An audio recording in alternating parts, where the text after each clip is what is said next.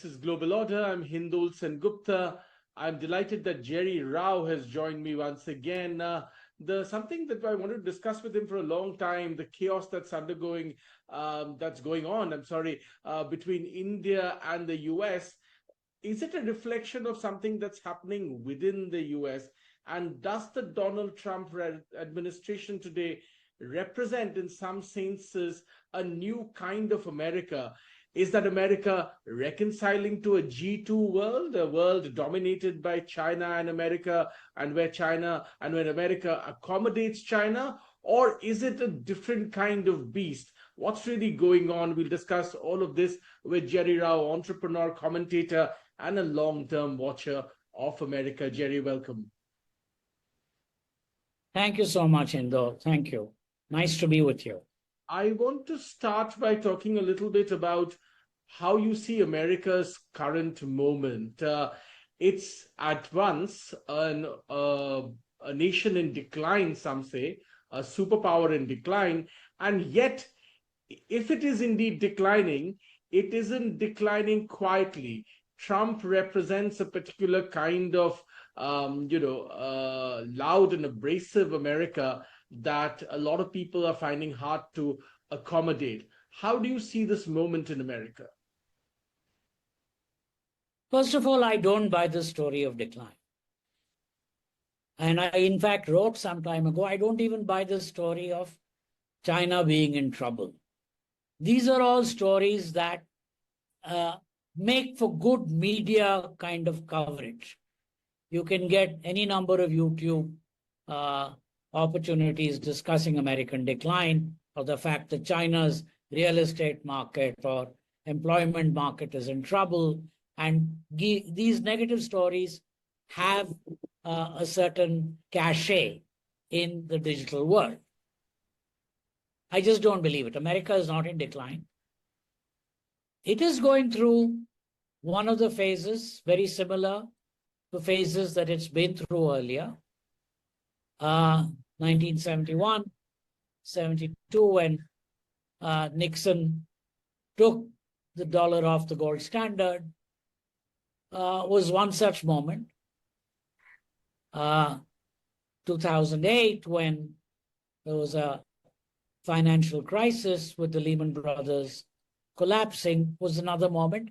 There have been moments, there have been times, but America is not in decline. I think what is an issue is that the America-China relationship has not come into equilibrium. It is in a state where there is serious disequilibrium, and that is affecting the entire world.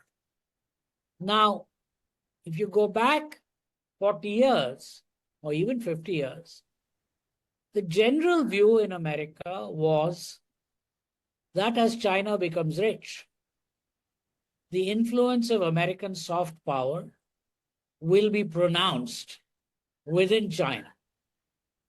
And so there will be some imitation of American ways of living and doing business.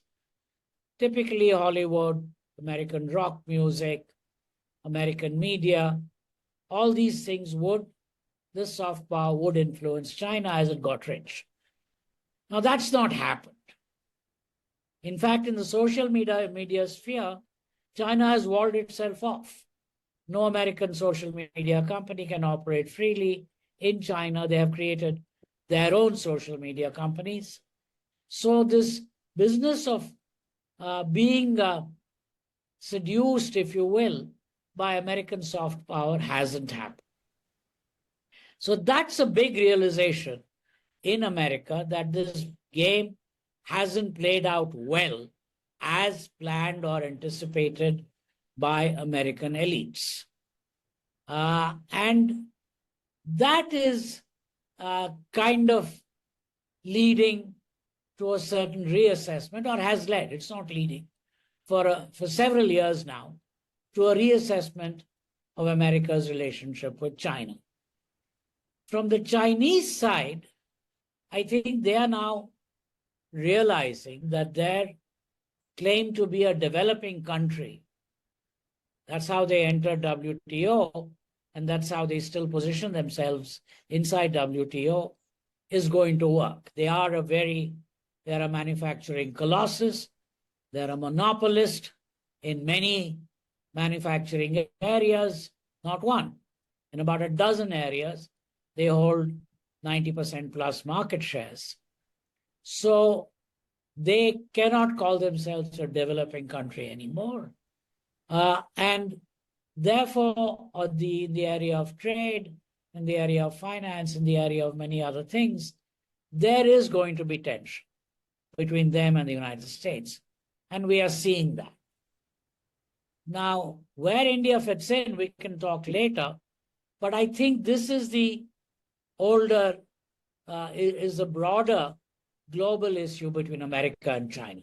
Now, let me ask you something here, Jerry. I mean, you say America is not in decline, but many people point out, where does America really have the kind of absolutist supremacy it used to have? Perhaps military is one space still.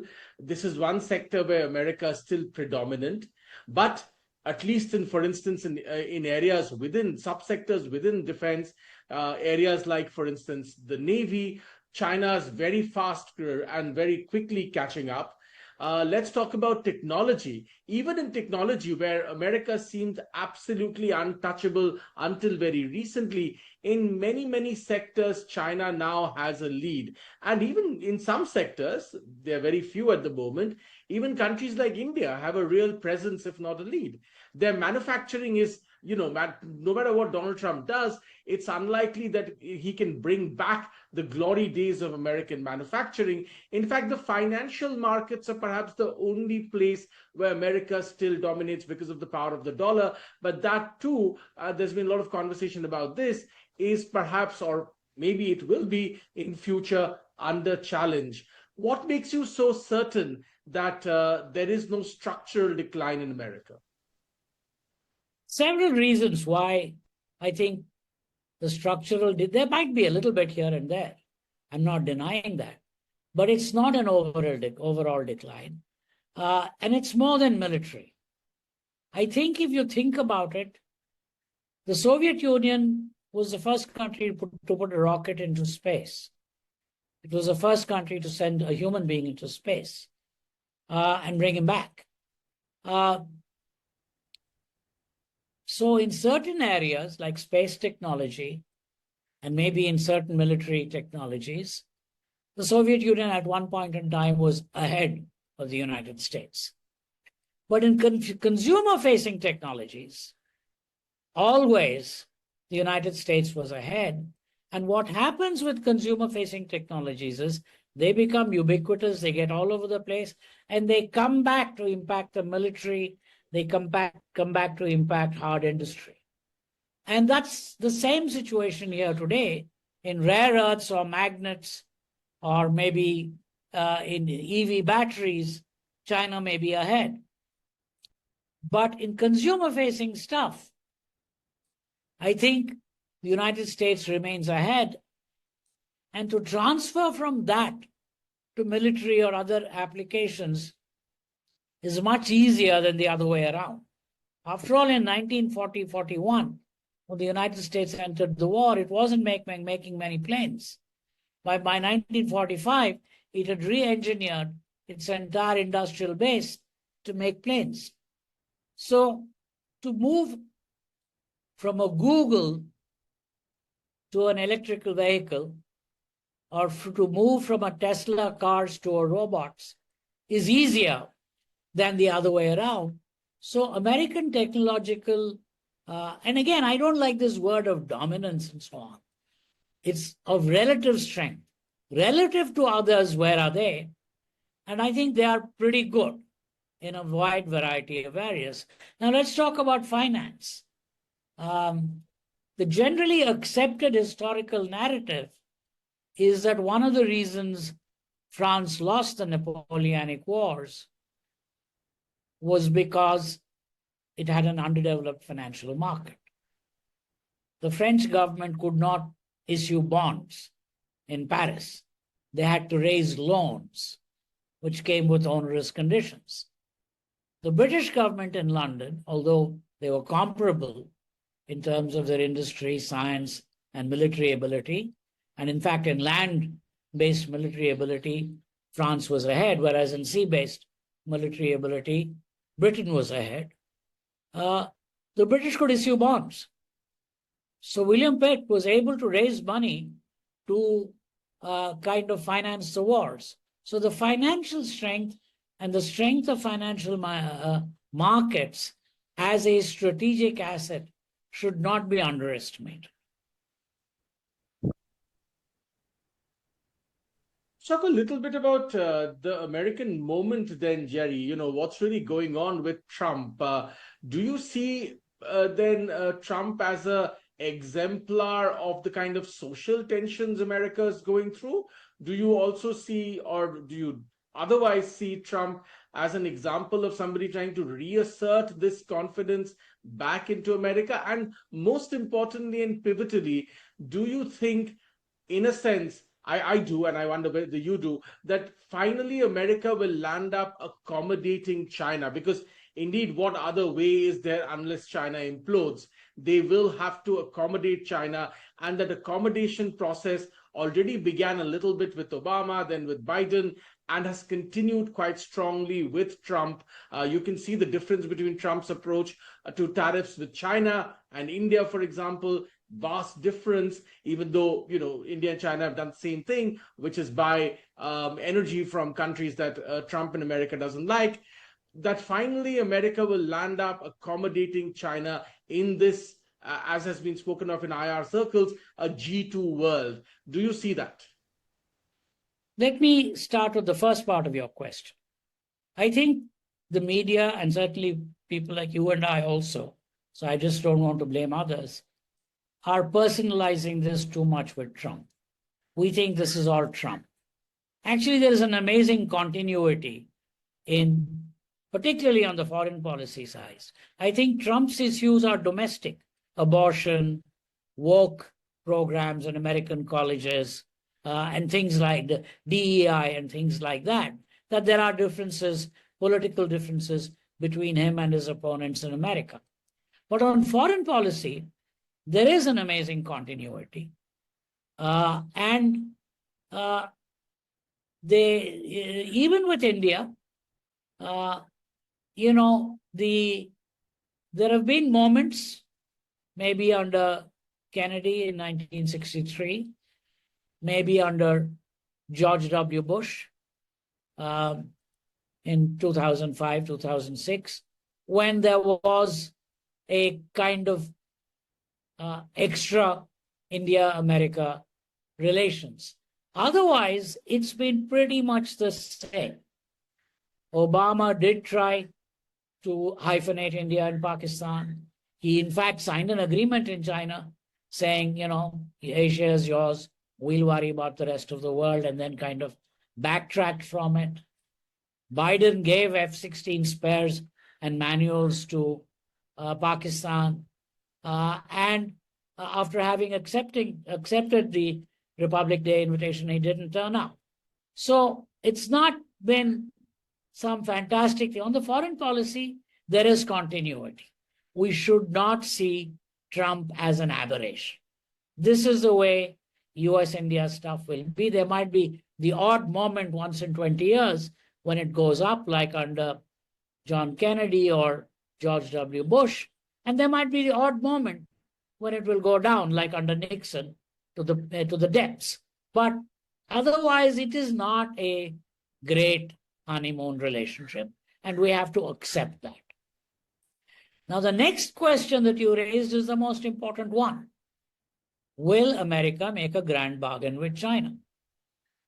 And I have always held that that is a high probability event. It's not a 100% probability event, but it is a very high probability event because, again, going back to looking at American foreign policy, although they hated the communists and the Bolsheviks, in December 1941, America was willing to make an alliance with the Soviet Union and through Lend-Lease actually equip the Soviet Union with arms. in 71, 72, after having said China can never enter the United Nations, Taiwan is the sole representative of China, they are the real China. Suddenly, after, I mean, this was like 1949 to 71 is a long time, 23 years. They changed on a dime, as they say in America, and it became possible to make that rapprochement. So I think the present tensions, which have been accumulating for some years now between America and China, the likelihood of a grand bargain is extremely high. It is not 100% probability. There's a possibility it may not happen, but the likelihood is that it will happen. And the exact contours, it's difficult to describe. But those who are betting on an endless America-China tension or conflict are, I think, making a mistake.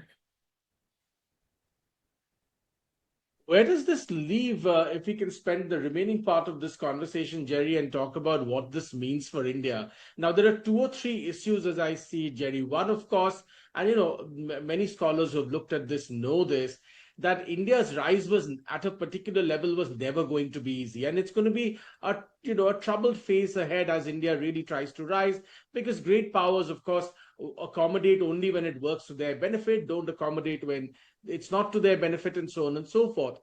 India's rise is made even more difficult because of this jostling between China and America. And we are now in a situation where, even though we are, and we've had a sweet spot also for some time, but we are now in a difficult situation where our issues with China are not far from over, in fact, even though there is some signs of a thaw.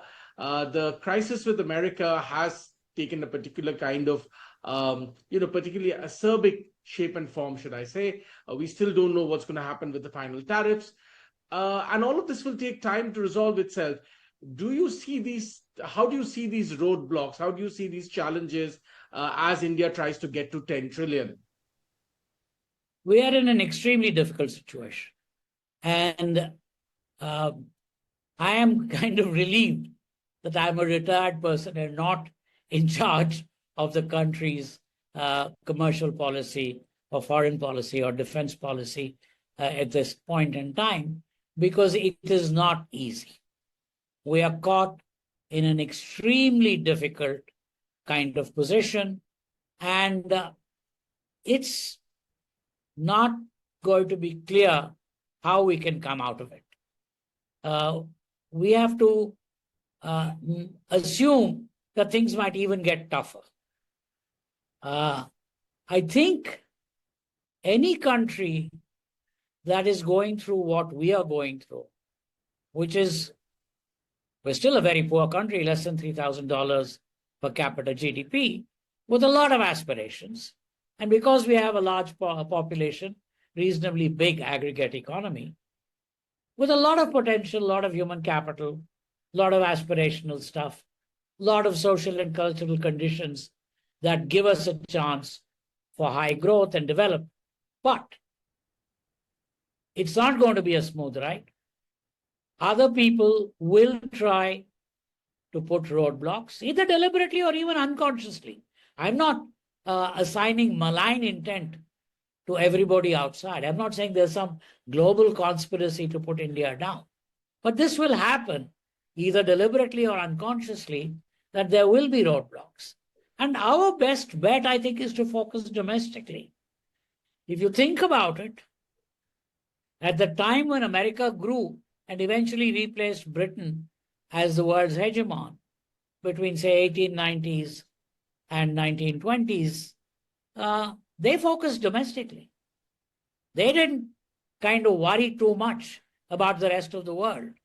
And China, since 1979, since Deng Xiaoping decided to open up, they have focused relentlessly on domestic capability development, human capital development, manufacturing development, technology development, infrastructure.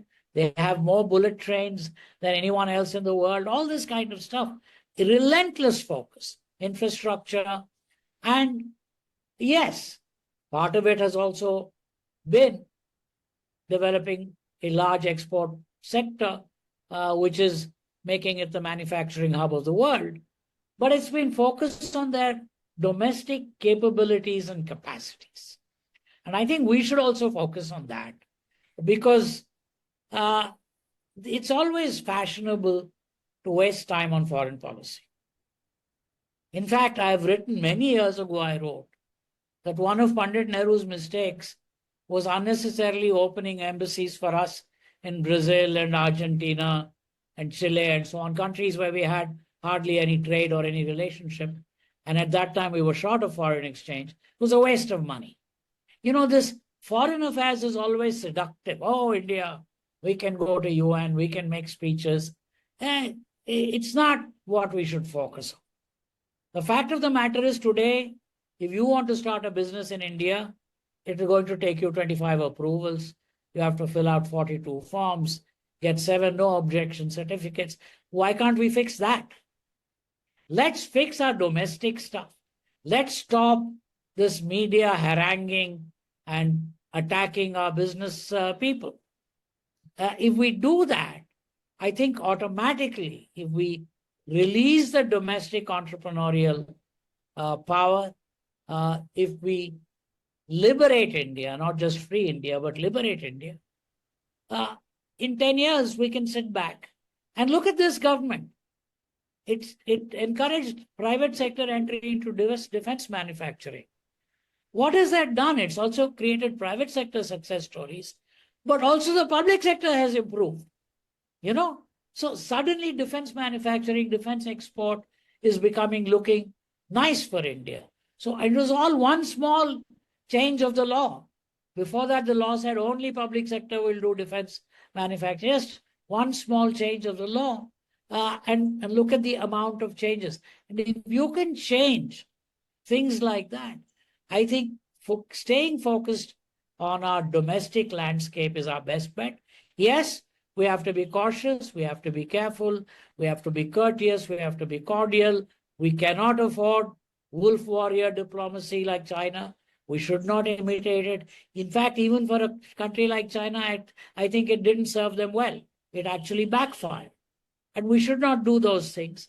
And we should continue to cultivate both America and China. We should be careful. Reagan was so correct. Trust but verify. We cannot take anything for granted. America may sell us defense equipment, and 2 years later, they may stop selling us the spares. We have to worry about that. China may say everything is good. Let's start the Kailash pilgrimage. And then who knows? A year from now, they suddenly do some stuff on the border. We have to be careful. We cannot not be careful on the foreign side. But let's not focus too much on the foreign side. In the short run, we have a problem.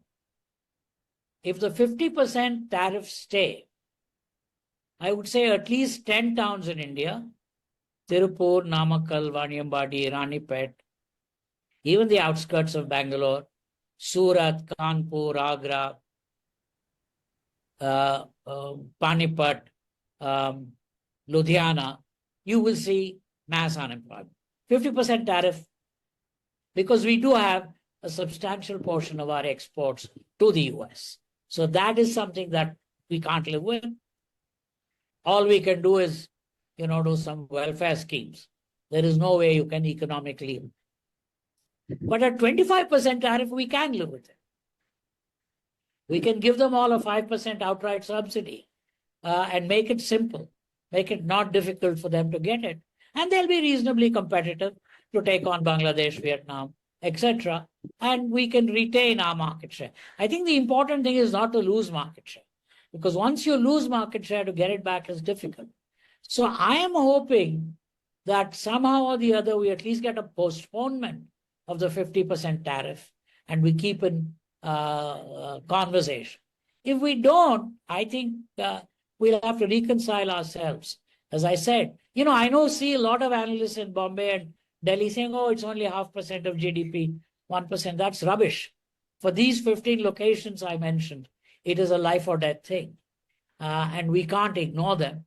They're very much part of the productive genius and energy of India. So I think we will we can only hope to see if we can get the 50% back to 25% as soon as possible. If it doesn't, it hurts. But then, we have been through hard times in the past. You're a young man. I remember in 1966, we used to stand in queues in ration shops to buy kerosene and rice. And we used to wait for the PL 480 ships to get into the harbor in Madras and Calcutta and Bombay because we were living ship to mouth. We've come out of that. In 79, 71, there was a real fear that we would be bombed by aircraft carriers. We came out of that. In 1975, when we exploded our first atomic device, we had massive sanctions imposed on us. But despite that, our Atomic Energy Department and our Space Department managed to continue a slow and steady progress. In 98, we again had massive sanctions imposed on us. Even cryogenic engines, which we had contracted and paid for, they were not supplied to us. But we managed. Our space hasn't done too badly. We probably could have done better without sanctions. But that's where we are. So we'll have to learn to live with this. As I said, as a hoping man, I hope 50% doesn't stick and we can get it back to 25. 25 is bad. It's not good, but we can live with it. Well, Jerry, I want to also talk a little bit about what's happening to the great Indian diaspora story, because that's another area you know really well.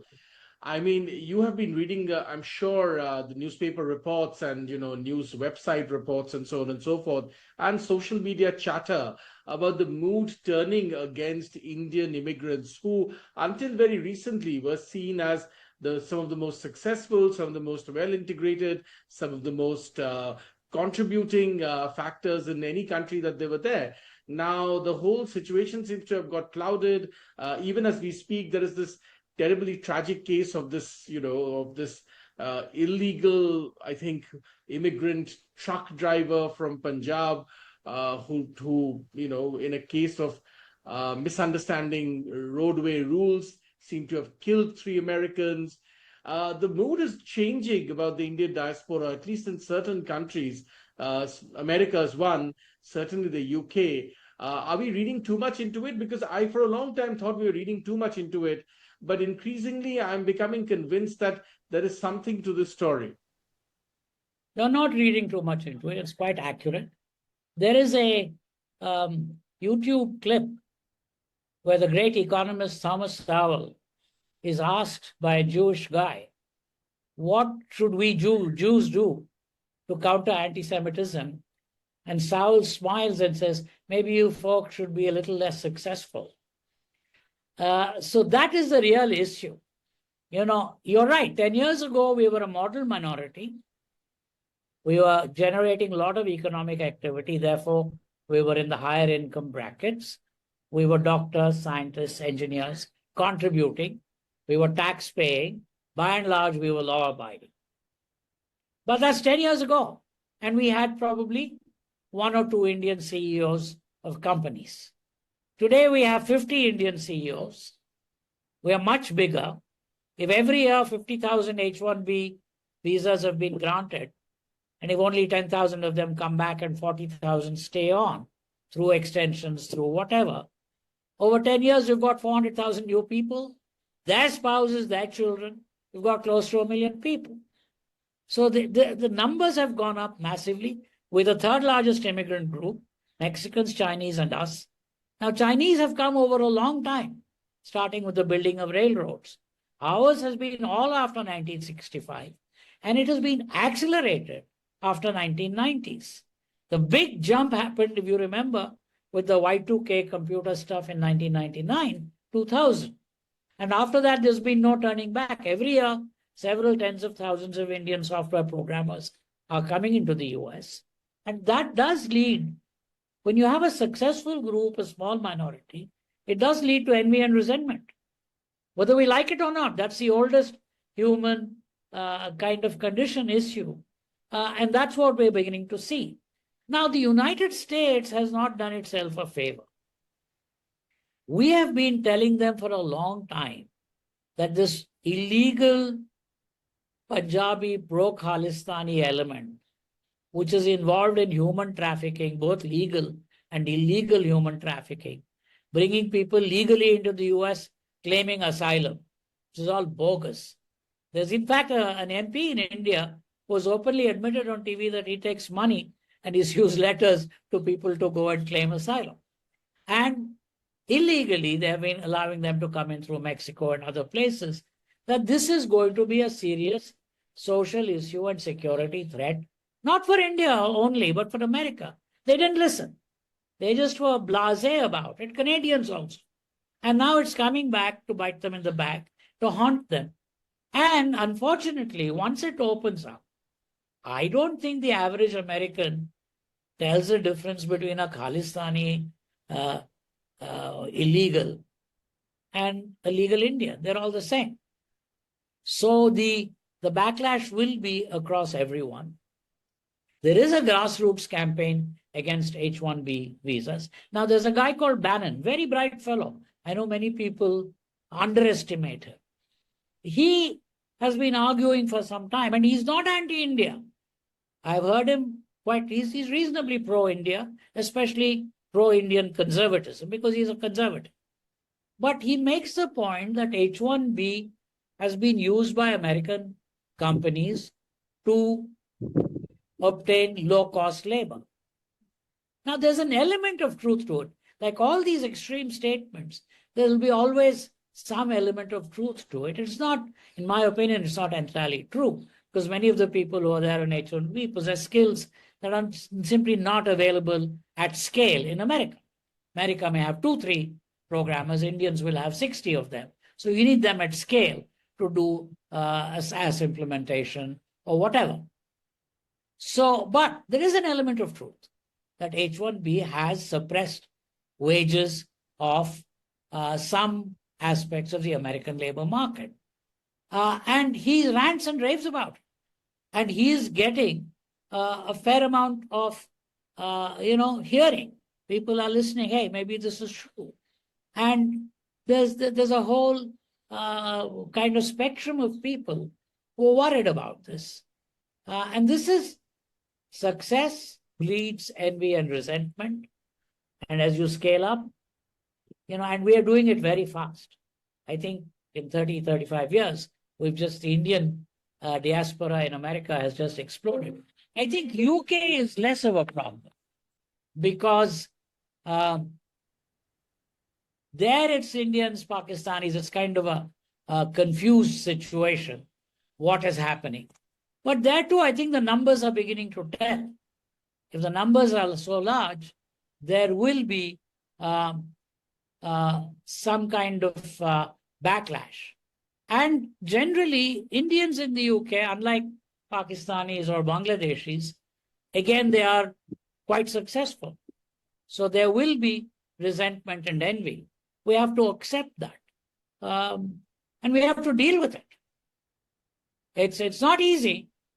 You're not going to tell Indians don't accept CEO jobs. That's not how it's going to work. But to revert to that 10-year-old thing, tax-paying, law-abiding, simple, nice model minority, I think it's difficult today. We're a successful minority, and that is going to affect India-US relations. Jerry Rao, very, very insightful as always. We'll have to leave it at that as we are almost out of time. Yeah. But always wonderful talking to you.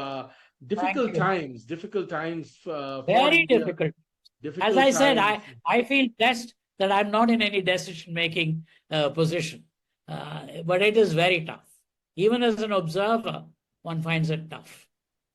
Yes, difficult times indeed. And very, very insightful comments, as I was saying. Thanks very much for your time. We will, of course, have an opportunity to talk to you as all of these themes and stories develop in the future. Let's keep going at it. Yeah. Thank you. Thank you.